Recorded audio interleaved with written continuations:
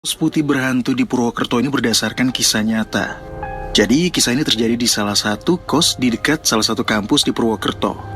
Kenapa dinamakan kos putih? Karena kos ini bercat putih, berlantai 2, dengan pintu gerbang berwarna hitam, dan letaknya agak jauh dari jalan besar, karena harus masuk ke gang, melewati rumah-rumah penduduk, dan ada sebuah kebun yang cukup gelap karena minim penerangan. Nah, karena cerita ini alurnya maju mundur, jadi buat para pendengar, buat teman tengah malam, sekali lagi jangan sampai terlewatkan, wajib mendengarkan secara utuh ya, atau secara lengkap ceritanya dari awal sampai akhir. Karena baru di akhir cerita nanti bakal saya jelaskan kenapa kosan ini berhantu. Semuanya bermula ketika ada 3 mahasiswa yang ngekos di sana.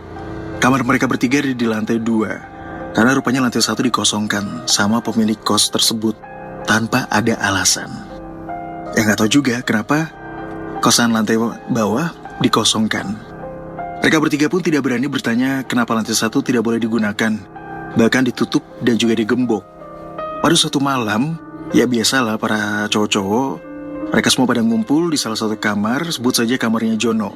Nah, di sana mereka gitaran, ngobrol, ketawa ketiwi, sampai salah satu anak ngomong, sebut saja Juno. Kita ngobrol sampai berisik gini, nggak apa-apa cuy. Nah, pas Juno ngomong kayak gitu, tiba-tiba muncul suara berisik dari arah bawah. Suara yang terdengar itu suara anak-anak lagi cekikikan dan juga suara langkah kaki, seperti sedang berlari-lari. Cuy, denger gak? Kata Jono. Wah, bangsat. Apaan tuh, Jir? Jawab Jono. Jene yang tadinya diam juga langsung parno. Mereka akhirnya ketakutan gitu. Demi harga diri, akhirnya si Jono memberanikan diri keluar kamar. Dia pun mencoba untuk melangkah menuju balkon. Dia mencoba membuka kunci karena rasa penasaran yang lebih besar, dan dia pengen tahu sebenarnya keributan di bawah itu apa. Kalau bocil-bocil malam-malam gini masih main di luar, ya nggak mungkin lah. Kosan mereka ini dikelilingin kebun, ya tetap nggak mungkin. Akhirnya mereka bertiga keluar. Mereka keluar ke arah balkon, kemudian lihat ke bawah gang. Gak ada satupun anak-anak yang lagi main. Mereka tengok ke kanan, ke kiri. Ya gak mungkin karena kebun. Gak ada orang cuy. Udah masuk yuk. Akhirnya mereka bertiga masuk dan berkumpul di kamar Jono lagi. Di kamar mereka lanjut ngobrol untuk mencairkan suasana. Namun rasa penasaran Jono masih juga belum hilang. Kira-kira siapa ya? Udahlah Jon, gak usah dibahas. Jawab Juno. Itu suara arahnya dari lantai 1 gak sih? Kata Jene. Gak mungkin cuy. Kan lu tau sendiri, lantai 1 tuh kosong. Jawab Jono. Gak lama mereka semua akhirnya tertidur di kamar itu. Hingga keesokan harinya mereka bertiga mengalami kejadian aneh lagi. Keesokan harinya mereka berkegiatan seperti biasa. Jono, Jene, dan juga Juno yang statusnya mahasiswa di Universitas Negeri di Purwokerto ini pergi kuliah. Jono yang udah selesai berkegiatan dan ingin balik ke kos menghubungi Juno via WA. Jun, kamu balik kapan? Akhirnya mereka bertiga ketemuan di kos. Semuanya tampak normal. Jono yang begitu masuk ke kamar langsung rebahan. Juno langsung buka handphone buat balas WA pacarnya, dan si Jene langsung siap-siap buat mandi. Suara jangkrik mulai kedengeran. Hari mulai malam, langit pun sudah mulai gelap. Jon, kenapa belum tidur? Kata Juno dari balik pintu kamar. Oi Jen, belum nih. Main PS yuk, ajak Jono. Kemudian mereka main PS di kamarnya Jono. Sambil asik main, tiba-tiba Jon, Jenny mana?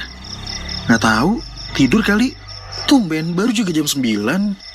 Pas lagi asik main PS, tiba-tiba ada suara dari arah kamar mandi. Suara orang lagi mandi, diikuti suara keran yang menyala. Jelas banget suaranya. Tuh, si Jenny lagi mandi, kata Jono yang lagi asik main PS. Gak lama kemudian, Jenny masuk ke kamar. Woi Jen, kata Juno, rajin amat jam segini mandi. Lah, siapa yang mandi? Dari tadi ketiduran kok di kamar kos. Jawab Jene. Serius? Selah Jono. Sumpah. Terus yang tadi mandi siapa dong? Iya Jen, tadi saya sama Jono dengar ada orang yang lagi mandi. Air kerannya nyala, jelas banget kok kedengeran, ucap Jono. Jono dan Jun yang tadi lagi asik main PS pun langsung berhenti. Saat itu juga mereka bertiga sadar kalau ada yang gak beres sama kosan ini. Suasana kamar seketika berubah jadi hening. Tiba-tiba suara orang lagi mandi muncul lagi. Guys, mau coba cek gak? Ucap Jono. Yang bener aja. Kali aja bapak kos kesini terus numpang mandi, kata Jono. Cek yuk, penasaran nih. Mereka bertiga akhirnya keluar kamar kos dan berjalan perlahan ke arah kamar mandi. Ketika sampai di sana, mereka bertiga dikejutkan dengan pintu kamar mandi yang sudah terbuka lebar. Tapi yang lebih mengejutkan lagi, ternyata lantai kamar mandinya kering. Gak ada basah-basahnya sama sekali. Gayungnya juga kering. Tapi ada satu yang ngeganjal. Air di bak mandi itu kelihatan goyang-goyang gitu airnya. Seolah-olah ada orang yang barusan aja menimba air. John, ucap Jene. Saya barusan lihat apa, Anjen? Junu juga nengok ke arah Jene, penasaran. Saya lihat cewek rambut panjang, pakai baju putih penuh darah. Kamu bercanda kali? Gak, John, serius. Tadi saya nengok ke lorong.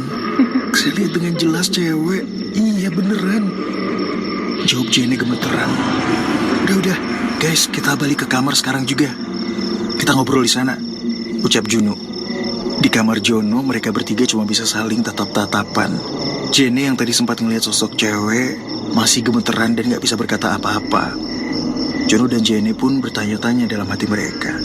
Ada apa sih sebenarnya dengan kos-kosan ini? Tiba-tiba aja terdengar suara ketawa perempuan. Jelas banget. Suara ketawa tersebut semakin panjang dan tidak lama kemudian disusul bau amis darah. Jun, ucap Jenny ketakutan. Jono dan Jun cuma bisa diam dan baca doa dalam hati. Jenny yang sudah amat sangat ketakutan tiba-tiba teriak, di jendela, John, di jendela. Jono dan Juno refleks melihat ke arah jendela dan terkejut. Sosok perempuan berambut panjang berbaju putih dengan penuh darah natap tajam dari balik jendela kamar. Dengan refleks Jono lari keluar kamar. Melihat Jono lari, Juno dan juga Jenny akhirnya ikutan lari. Mereka bertiga lari turun ke bawah dan pergi meninggalkan kos-kosan.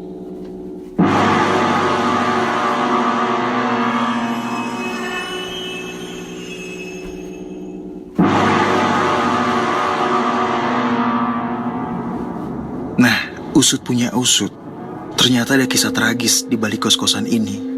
Pertama kali dengar kisahnya waktu awal-awal kuliah. Jadi gini, sekarang saya mau nyeritain apa yang saya dengar tentang kisah di balik kos putih di Purwokerto. Tepatnya tahun 2004. Kosan tersebut adalah kos-kosan biasa, kos-kosan normal pada umumnya. Namun kos-kosan tersebut bukanlah kosan putra, melainkan kos-kosan putri. Ya, kos-kosan hanya untuk perempuan. Nah, salah satu penghuni kosannya sebut saja namanya Maggie. Dia salah satu anak yang menempati kosan tersebut. Dia merupakan mahasiswi. Maggie ini punya pacar, sebut saja Bimo. Nah, mereka berdua ini sudah lama pacaran. Namun yang namanya pacaran pasti ada pertengkaran, ada juga perselingkuhan. Ya biasa, enak dan manisnya pacaran yang paling berasa di awal-awal bulan. Jadi si Maggie ini menaruh curiga sama si Bimo. Maggie seperti ngerasa ada sesuatu yang gak beres sama Bimo. Maggie ngerasa dia dicurangin sama Bimo dan dia gak terima. Maggie pun meluapkan kekesalannya, kemudian mereka berdua bertengkar hebat. Selama berhari-hari hubungan mereka sudah tidak lagi harmonis. Maggie hanya bisa menangis, apalagi ia sempat mendengar kabar bahwa Bimo akan melamar gadis gebetannya itu, atau lebih tepatnya selingkuhannya. Namun ternyata takdir berkata lain. Beberapa hari kemudian Maggie menghubungi Bimo, mengajak ke kosannya, karena ada yang mau diomongin. Ada sesuatu yang penting. Bimo pun mengiyakan saat itu. Sesampainya Bimo di kos, tanpa basa-basi Maggie langsung angkat bicara. Nyodorin tes pack dan bilang hamil. Saat itu juga Bimo kaget, bercampur geram ketika mendengarnya. Tangannya mengepal dan wajahnya langsung memerah. Bimo gak yakin kalau Maggie hamil hasil hubungannya dengan dirinya. Bimo yakin itu pasti bohong. Tapi Maggie meyakinkan Bimo kalau ia beneran hamil. Dan itu adalah anak dari Bimo. Bimo sudah tidak bisa lagi menahan amarahnya. Dan entah apa yang membuat Bimo menjadi seperti orang kerasukan. Dia langsung memukuli Maggie. Kurang puas memukul, dia pun menendang Maggie habis-habisan. Maggie tidak berdaya untuk melawan, hanya bisa pasrah menerima serangan Bimo. Bimo sudah seperti kesetanan. Dia melihat Maggie bukan seperti melihat manusia lagi. Yang dilakukan hanya memukul, menendang Maggie. Yang dia incar tidak lain dan tidak bukan adalah perut Maggie. Maggie sudah semakin lemas, tidak berdaya menerima semua pukulan dan tendangan itu. Muka dan sekujur tubuhnya sudah babak belur. Ia hanya bisa menangis dan merasakan sakit yang luar biasa. Tapi sakit yang sebenarnya yang ia rasakan adalah di dalam hati, karena mendapatkan penolakan dari Bimo. Namun rupanya kekerasan yang dilakukan Bimo tidak cukup sampai di situ saja. Tanpa diduga, Bimo mengambil sesuatu di meja Maggie. Dan tanpa pikir panjang, Bimo langsung menusuk-nusuk perut Maggie. Setelah puas, Bimo langsung meninggalkan Maggie dengan tubuh yang terbujur kaku, dengan keadaan berdarah-darah. Ada satu hal yang kalian harus tahu. Ternyata Maggie bercanda. Maggie tidak hamil sama sekali. Dia hanya pura-pura hamil agar tidak ditinggalkan Bimo.